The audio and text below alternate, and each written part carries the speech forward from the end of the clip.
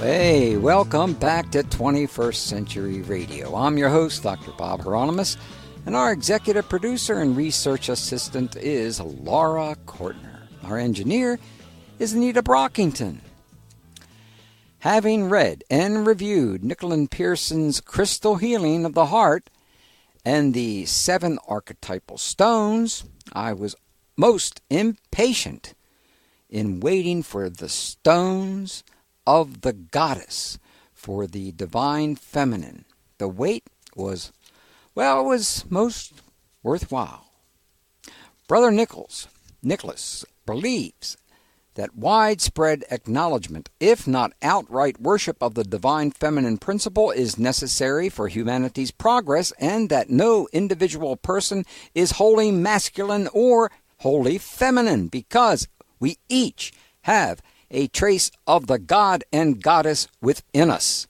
The kingdom of stones has long been associated with the great goddess, and when we hold stones, we are literally holding the body of the goddess, and they become tangible tools for making change in our world by providing us with a link to the immenseness of the divine feminine. Stones of the Goddess not only provides preparatory information on working with crystals from a magical perspective, he also includes hands-on techniques such as cleaning, consecrating, and empowering your favorite tools.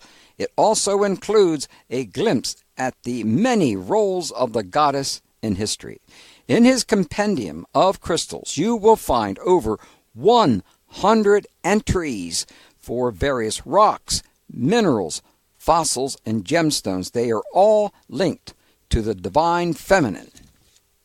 About this author, Nicholas Pearson, he has been immersed in all aspects of the mineral kingdom for more than 20 years. He began teaching crystal workshops in high school, later studying mineral science at Stetson University while pursuing a degree in music. He worked for several years at the Gillespie Museum, home to the largest mineral collection in the southern United States. A certified teacher and practitioner of Usi Reiki Ryo, he teaches crystal and Reiki classes throughout the United States. He lives in Orlando, Florida, and you can get in touch with him through www.theluminouspearl.com. Welcome back to 21st Century Radio, Nicholas. Thank you so much for having me. I have been looking forward to this night for a while now. So have I. So have I. And yet you're going to do other books on other what do you call them?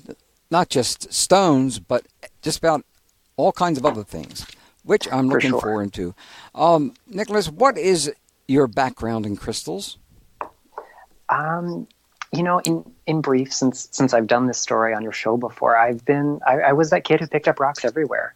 I just had this kinship that I felt with stone, and my grandfather saw this, observed this, and gave me my very first piece of quartz, and that changed my life. I went from just someone who picked up rocks to being a true and proper mineral collector. So I can blame everything. I mean, I can thank my grandfather for this wonderful gift in my life. And it's been like that ever since. I've had this profound love of like every aspect of it, from hard mineral science to the folklore and the mythology that surrounds stones, to the sort of spiritual symbolism with which they're imbued, all the way down to the therapeutic context. How can we use them to affect change in our own lives? So I love everything related to rocks. Well, did your grandfather ever say anything to you about stones and consciousness? He really didn't. He was a pretty well-rounded guy. He had the gift of gab and could talk anyone into or out of anything, usually for their own good. And he was such a compassionate and benevolent human being. And I mean, there's not a person on this earth who knew him who wasn't made better by that. But it wasn't really until I was a teenager that he started to share with me any sort of spiritual relationship with the mineral kingdom. And it was probably because I had cultivated it. And I remember maybe as a sophomore in high school, he told me he'd visited a crystal shop without me. How dare him, right? Wow, And, who does he think he is? Yeah, Excuse me, I got carried away. He fell in love with this crystal. He said it made him burst into tears, and he had no idea why. And he started to have this really profound experience. And it wasn't too much longer before he ended up passing away.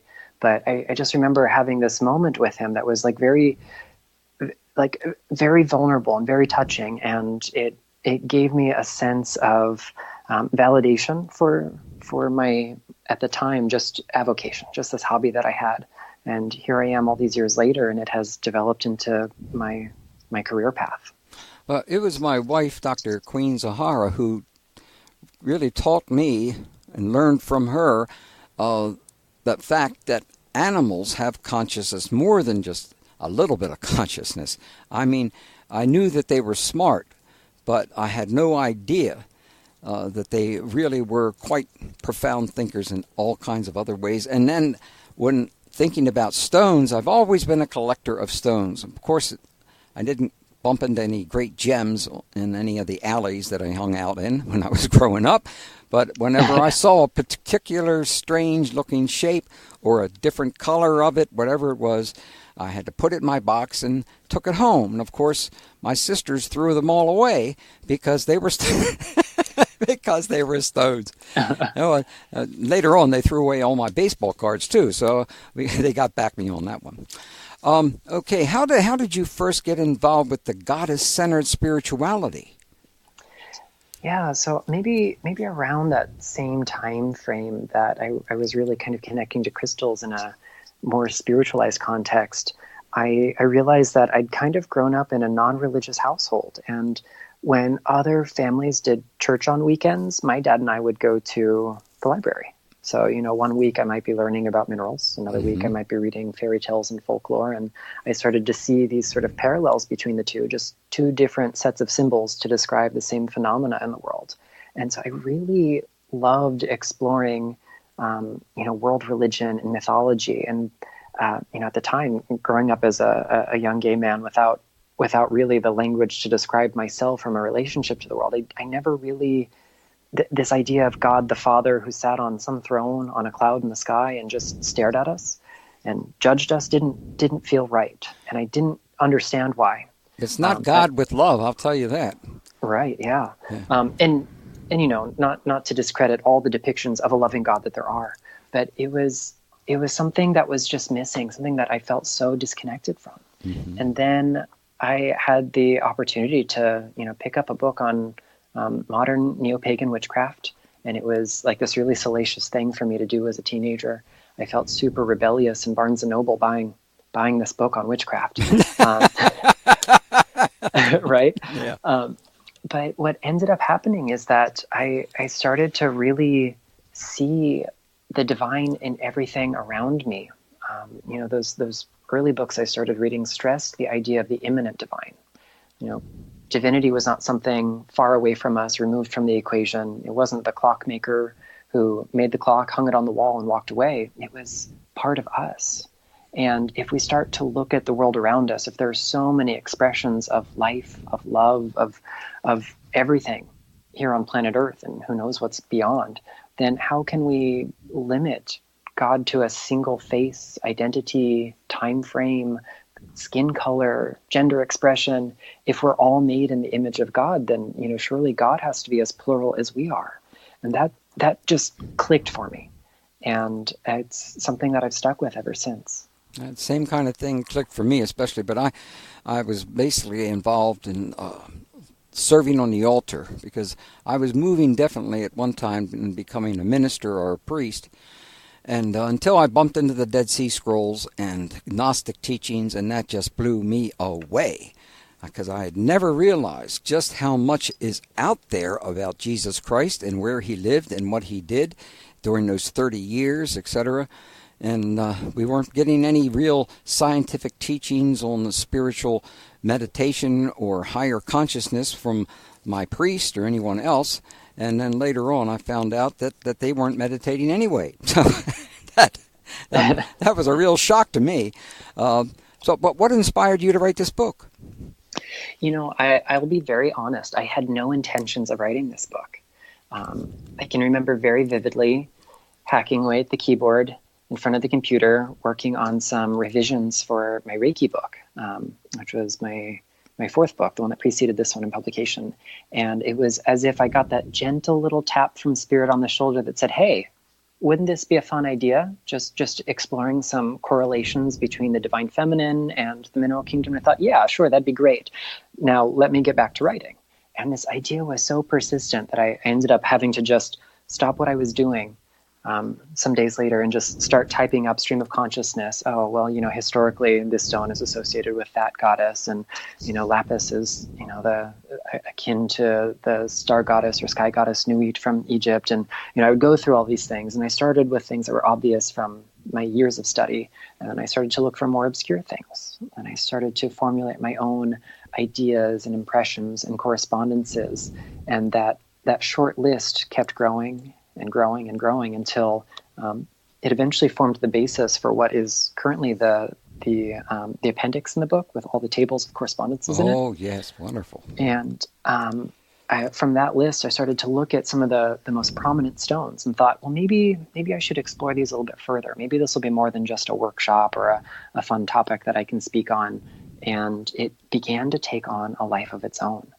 And at some point, I had to kind of take a step back and say, all right, I'm the scribe here. I'm the author. My name is going to go on the book, but I don't think this is really coming from me. And therefore, to do it justice, I have to do my best to allow that higher power to guide it. Mm-hmm. So although I was the one, cracking open the old books and doing the research and typing away, I really think that the inspiration did not come from me, but through me. That's the way good books are, especially in this kind of work. Did you ever dream about this during this process when you were, well, especially about the goddess? I mean, did that in any way enter your other lives? I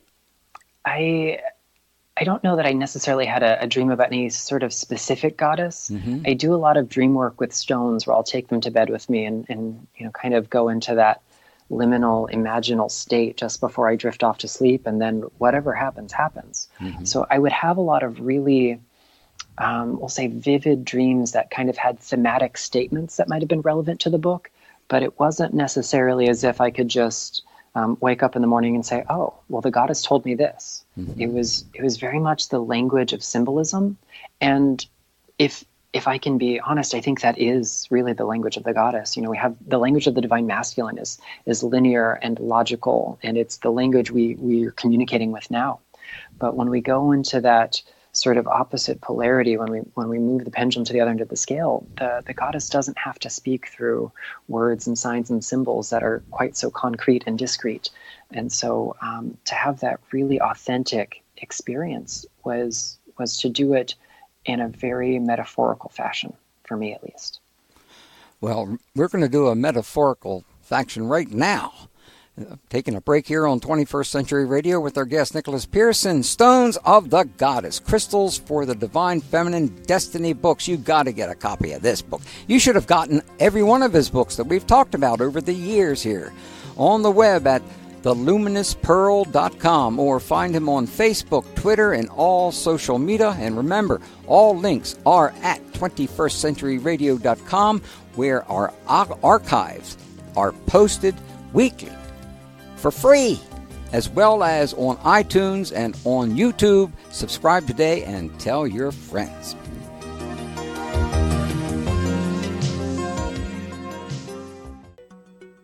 Hello, you're listening to Mare Cromwell, author of The Great Mother Bible, and it's been a sheer joy to be with Dr. Bob Hieronimus on 21st Century Radio. And if you want to learn about me and my writing, you can go to marecromwell.com. Thank you, Mayor Cromwell. Welcome back to 21st Century Radio with our guest, Nicholas Pearson. His book is Stones of the Goddess, Crystals for the Divine Feminine, published by Destiny Books. Nick, how did you select the stones in the compendium? Oh, this is a good question. In part because some of it was very much like selecting for ease. I saw some stones that kept popping up in myth after myth, or seemed to share attributes with many different goddesses. So it was just super easy.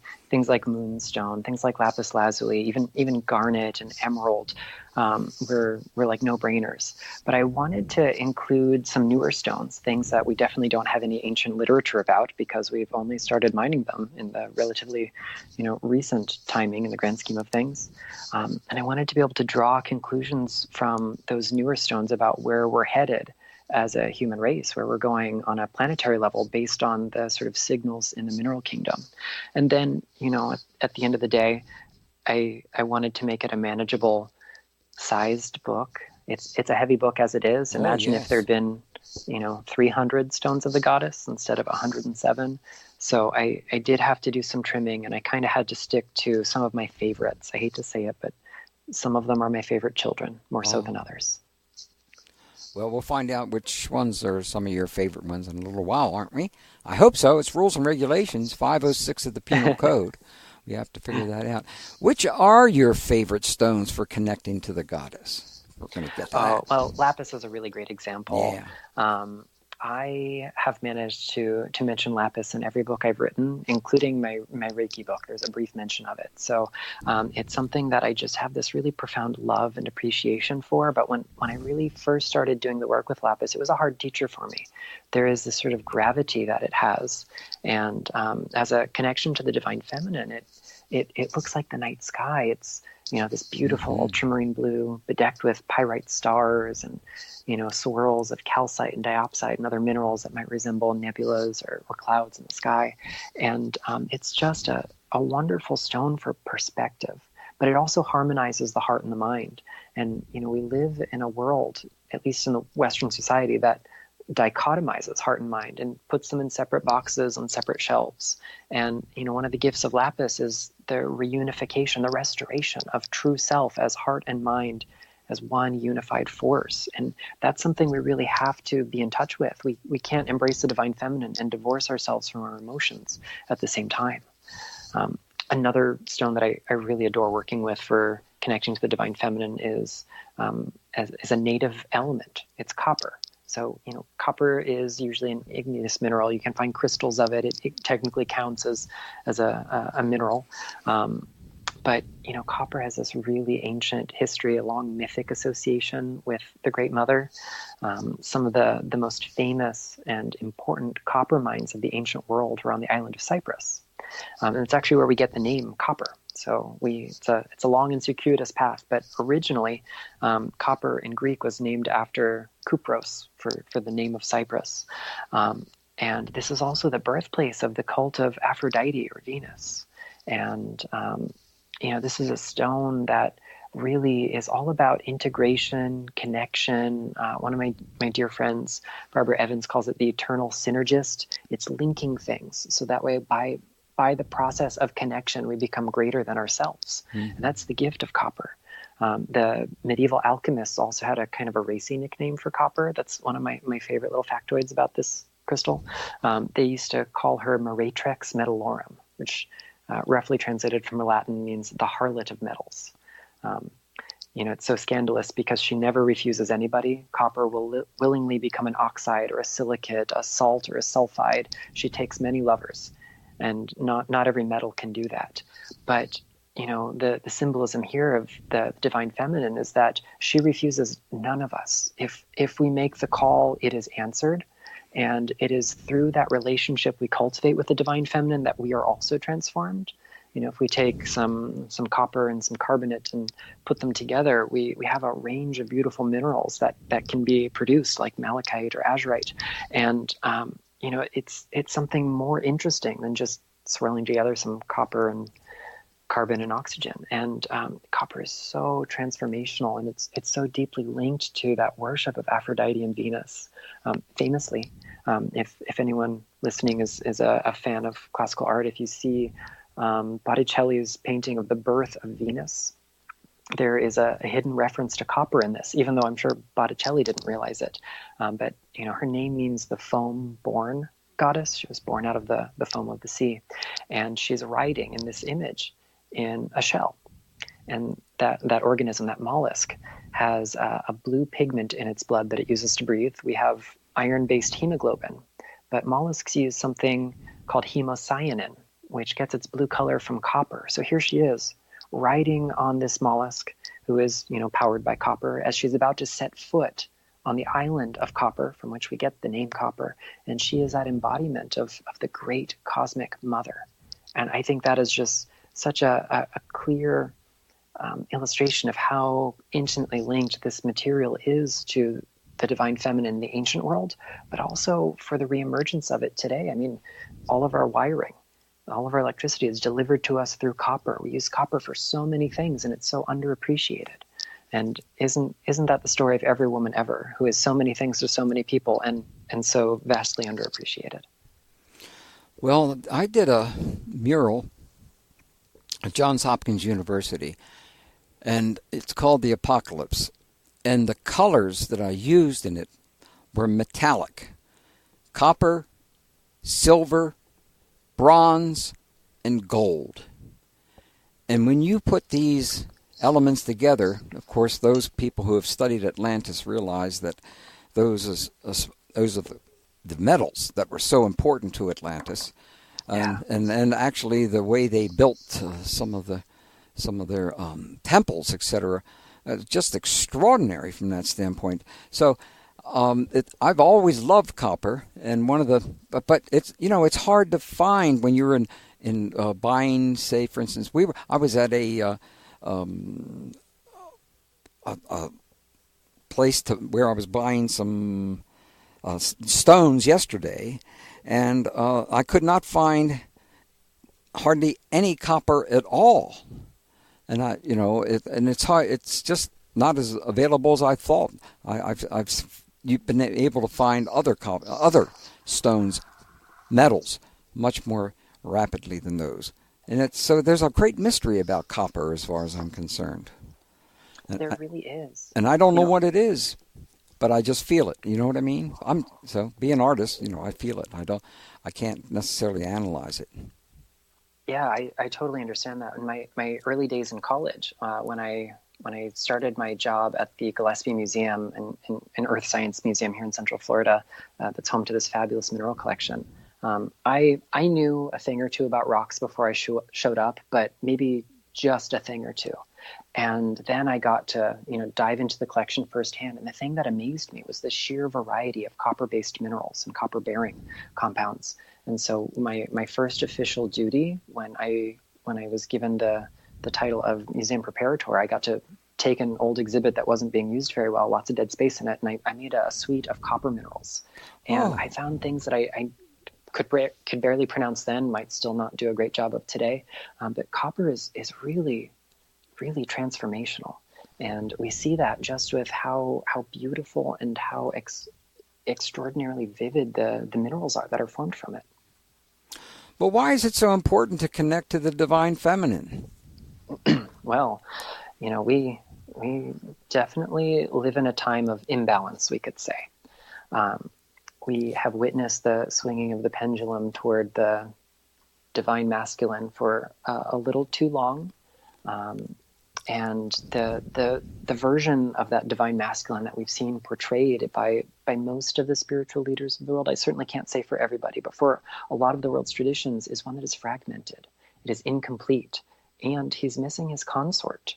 We have to recognize that, if we as human beings are expressions of the divine, and we're plural, so too is the divine in some sense or another. I believe that we as human beings are maybe a little too small to really conceive of everything the divine can be. And so we personify it, we personalize it, we make it available to us in a way that we can digest. And so we break down this great big cosmic everything into faces, names, stories that we can relate to. And as we've begun to forget or mythologize and take the stories of the divine feminine less seriously over time, we've really created imbalance in the world. And what we see prevalent in our approach to religion and spirituality as a whole is indicative of something much deeper. There's a great sickness in the world when we are as a whole not empowering women, not standing behind women, not standing with people of color, with immigrants, with minorities. We're all children of the Great Mother. We're all children of Mother Earth. I mean, we personify our planet as feminine. It's hard not to make the leap between crystals and the divine feminine here. But when we kind of get into this place of imbalance, we need to push the pendulum back in the other direction. And so I think that's why this is such a hot topic these days. It's why we've got so many people who are teaching things that relate to the divine feminine, to the goddess. It's why we've got this wonderfully fierce and intersectional wave of feminism that is spreading around the world. The goddess has heard our call, and it is through our actions that she is made manifest. Thank you. Obviously, I think that that's more than true. I think it's really some of the keys to how in the world, if we don't return to balance, we are headed for death. It's no two ways about it. And unfortunately, there are some people that don't give a damn about that. And so we're going to see a lot of lost lives with all the floods that are coming. I'm just amazed that some people have not come to realize it, that our winters are not like our winters before, our summers are not like our summers, and it's going to continue this way, which means we're going to have problems with our crops and eating and all the basic things of life. Well, excuse me, I guess I shouldn't have gotten into that aspect of it, but I think it's important. Well, it's timely, it's appropriate. Well, unfortunately, there's not enough people that are conscious enough of what's going on that talk about this. And you don't have many on radio at all. Most of them are scared to death about this and absolutely refuse to even accept part of it. We have had a lot in Baltimore from that standpoint. What goddess-related myth about a crystal or gemstone is your favorite? This is something that has kind of evolved over time for me. There are a lot. It started probably like the whole myth linking Aphrodite and copper and cypress was really near and dear to my heart. But as I've taken the finished book into the world and connected to audiences and really seen the state of the world, to just put it vaguely, the myth of Medusa has really become this sort of emblem of the fierce divine feminine that really speaks to me and that I've been really grateful to be able to share with others. So, in short, we have this beautiful woman who is, on her way to make her supplication at the Temple of Athena, and whether it was a consensual advance or not, something untoward happened between her and Poseidon, and that's the kind of activity that wasn't really cool in said temple. So there are different interpretations of this myth, but in most of them she's punished for being weak enough to allow this horrible thing to happen to her, because we always blame the victim, right? And so Medusa is transformed into this hideous figure, this serpent-like creature, banished to an island with the rest of the Gorgons, and any man that she should lay her eyes upon is turned to stone. And so already we've got this connection to stone. But, this serpent is a symbol of rebirth. It's a long time symbol of the chthonic aspect, the sort of deeper earth aspect of the Earth Mother. And so when we see this sort of battle between the masculine and the feminine, it's a parable for the way the patriarchy has raped and pillaged the earth and taken over the goddess-centered religions and kind of pushed them out. But at the end of the myth, after Medusa is slain, we see that when her severed head is placed at the seashore, her blood leaks through the sack and petrifies some coral, or petrifies some seaweed, and it's transformed into red coral, stained by her blood and turned into stone. And although this is a myth connecting a particular, we'll say gem, although not really a crystal in a classical sense, to the divine feminine, it's a very warlike stone. This is a stone associated with Mars in planetary astrology, both Eastern and Western. It's very warlike. It's about victory. It's about rising up and having the strength to do things. And this is the energy we need in the world today. If I could give every woman a piece of red coral, of course, ethically harvested, maybe even fossilized red coral so as not to put a strain on our oceans, I certainly would. I just love this sort of mythic representation of how, in one sense or another, the divine feminine is living on, and that head of the Gorgon is taken back by Athena and placed on her shield as an emblem of that power that's there. And I would love us all to be able to reclaim the power of the divine feminine. Thank you. And right now we're going to take another break here on 21st Century Radio. What kind of a necklace do you think I'm wearing right now? Oh, can I meditate on it over the break? Sure, you meditate it over the break. All right. And if you guess it, then we'll give you something special. Maybe a punch in the nose or something. No. It's like I've known you forever. Okay, guys. Break time on 21st Century Radio with our guest Nicholas Pearson. Stones of the Goddess Crystals for the Divine Feminine, Destiny Books, one of my favorite publishers in the whole wide world. You can find them on Facebook, Twitter, and all social media. Go to theluminouspearl.com.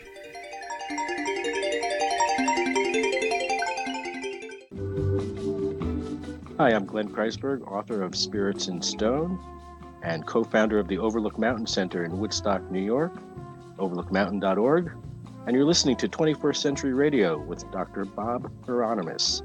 Keep listening. Well, thank you. Well, welcome back to 21st Century Radio with our guest Nicholas Pearson. The big question, and if you can answer this one, you'll win a free Jaguar. Would you like a new Jaguar? Who wouldn't, right? Well, okay, all right. Now let's go for it. It's going to be a hard one. How did you come up? oh, that's right. I'm in the wrong. I was having such a. Yes, all right. All about the necklace. Yes, that necklace that you were talking about. Yeah. Yeah. So. Yeah. Okay. If I were to guess what necklace you might be wearing. Yeah. I'm tempted because you asked me that right after I was talking about coral, that I might suggest coral. You got it. All right. You got it right. Red coral. Oh, goodness gracious. This has got about 50 stones, red, mixed in with turquoise. When you see that, that's a wonderful combination. And it's nothing like it. And I have been wearing it. Sometimes I wear it to bed. Sometimes I do. Well, yeah. it energizes me. It energizes me a great deal, especially then. Well, I guess we got to get serious now. How did you come up with the sample rituals, spells, and meditations in the book? So this was kind of like the most fun part of the book to write for me. I really enjoyed the more scholarly research that went into like diving into the myths of the divine feminine, the relationships in the Middle Kingdom. But all of that is well and good, but we have to make it actionable, right? We have to do something so people can use this information. Yeah. So some of these sample rituals and other activities in the book are like straight out of my practice, maybe modified slightly so they're in a more public format. But a lot of the actual recipes came from kind of meditating on themes. If I was going to come up with an elixir to connect to the energy of love, I didn't just pick any old stones that represent love. I would meditate on, the goddess Venus or Aphrodite and allow her to guide me to the stones that went in. When it came to the grids, I tried to really think of what are some iconic symbols that we can create, almost like mandalas or sigils that are made out of gemstones. And so I tried to remain open to that divine mystery, that beautiful inspiration, although some of it surely was kind of laid by the foundation of my personal practice that I've been building over the last couple decades. Which personal practice is that? Is it not your? Yeah. Oh, excuse me. I'm sorry. Go ahead. Yeah, it's there are a lot of different practices in my toolkit. So I'm an avid crystal grid maker. I use them for a lot of different things. At present moment, I'm studying modern traditional witchcraft with the Temple of Witchcraft. My teacher is Christopher Penzak. So that's been a huge thing that has shaped my practice over the past couple of years in particular, but it's something that is almost a throwback to the thing that got me started in the realm of all things mystical and magical when I found those early books on witchcraft and discovered the goddess. So, over the intervening years, I've really kind of learned a lot of different things, and I've worn a lot of different hats, but they've all surely participated in the sort of background work that went into writing this book, as well as all my other books. Well, I hope you just keep it up and knock out another 10 or 15 books, creating libraries of this material, which are very important. We've just begun getting permissions from various prisons. Prisoners really can enjoy a great deal in relearning things that they never even heard about. And that's one of the reasons why we'd like to send libraries of books to prisons. But it's hard to do because many of the people that are controlling the prisons, when they hear anything esoteric, as far as they're concerned, it shouldn't be there. So it's very unfortunate, but it is changing. And it's made a world of differences between a few people that I've worked with in prisons. What are the most important stones for reclaiming the divine feminine today? Well, I think red coral would be a great one for reasons we've already discussed. Yeah. Another one that I just absolutely adore for this idea of reclamation of the divine feminine is Chrysocolla. Chrysocolla. Oh, yeah. That beautiful kind of turquoisey blue color leaning into green. It's another copper-based stone. It's got a really complex composition that's actually still debated by some scientists. But Chrysocolla, the name of it comes from Greek, as do so many rocks. And it comes from the words chrysos, meaning gold, and choline, to glue or to stick together.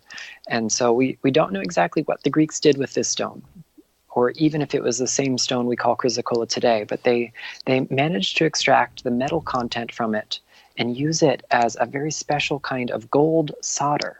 So they could take broken bits of gold and stitch them back together.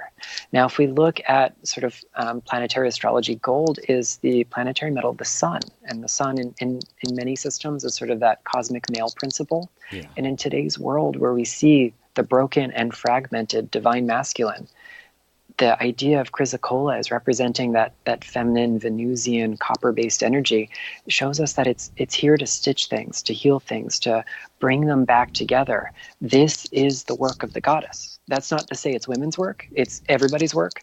We are all divine feminine. We are all divine masculine. We are all personally victims of the patriarchy, whether we're aware of it or not. Yeah. Chrysocolla can allow us to do the internal healing work that allows us to heal that, but it also might empower us to use our voice in ways that we can speak up for the greater world and help to effect that change through connection on a bigger and better level.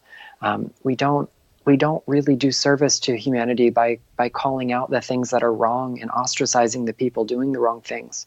We only heal by becoming more inclusive, radically inclusive. And that's the energy of the goddess. And that's why I think that Chrysocolla is such an apposite stone for the time in which we live. It is the stone of the muse. It inspires us in ways we can't dream of. Well, my wife and I, before we were married, traveling down to North Carolina to see some of my friends and go to some places where we could buy some stones. And the first thing we got that I fell in love with, we both fell in love with, was a huge piece of Chrysocolla.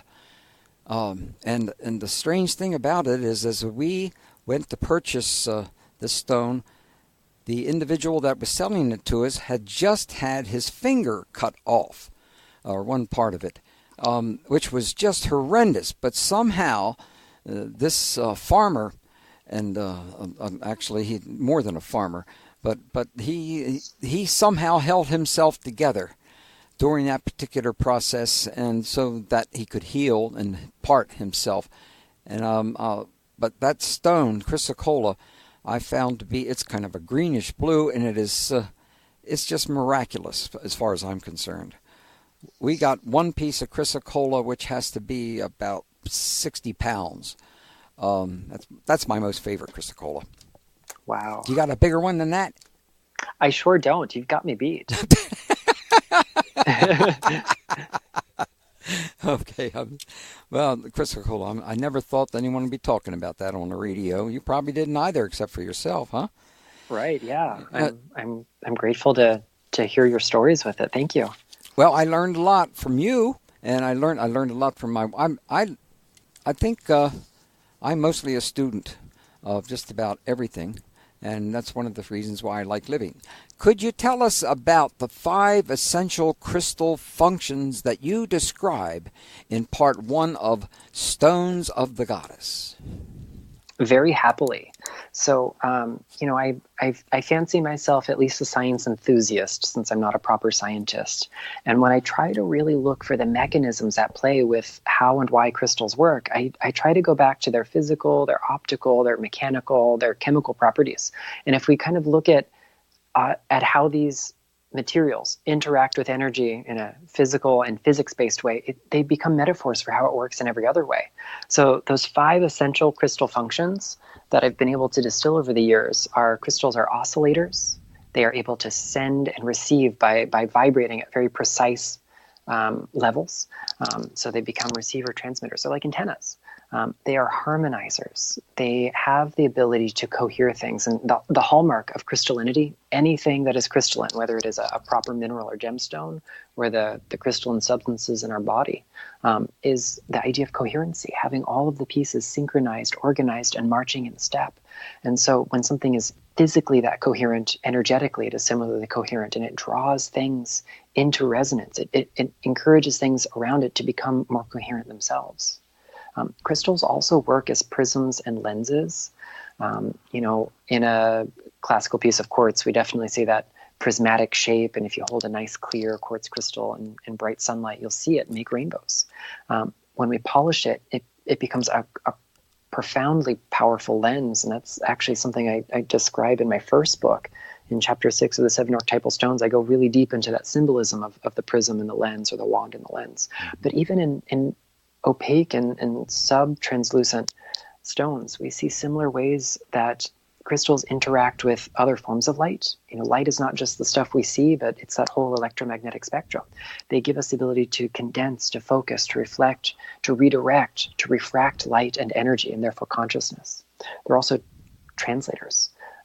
So if we look at quartz again as our example, quartz has this really fun property called piezo electricity. So it comes from the Greek word piezin, which means to squeeze. So when we take certain types of crystal structures and we compress them or otherwise stress them out in a mechanical sense, they maintain a sense of balance and integrity by allowing energy to flow through them. They actually generate an electrical charge under stress.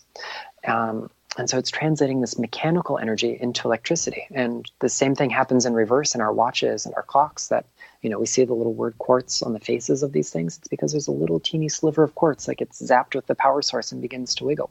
It oscillates, it vibrates. So it's converting electricity into mechanical energy as well. But they can translate in so many ways. They're able to take that inner dialogue, that inner realm that we've got, and translate it into the language the universe speaks. You may or may not have noticed this, but the universe doesn't necessarily speak English or Japanese or German or any other synthetic language. The universe speaks in terms of frequency and amplitude and wavelength. And so crystals become our translators between how we conceive of things and think of things and how the universe does, so we can make change happen. And probably most famously of all, crystals are recorders. They have the ability to store information or energy. Little tiny defects in crystal lattices create these little gaps where things can get trapped. That's why we have quartz that comes in every color of the rainbow. And we're trapped right now into doing another commercial for the top of the hour. Actually, we're coming on with the news in just a few minutes with our guest, Nicholas Pearson, Stones of the Goddess, Crystals for the Divine Feminine, Destiny Books.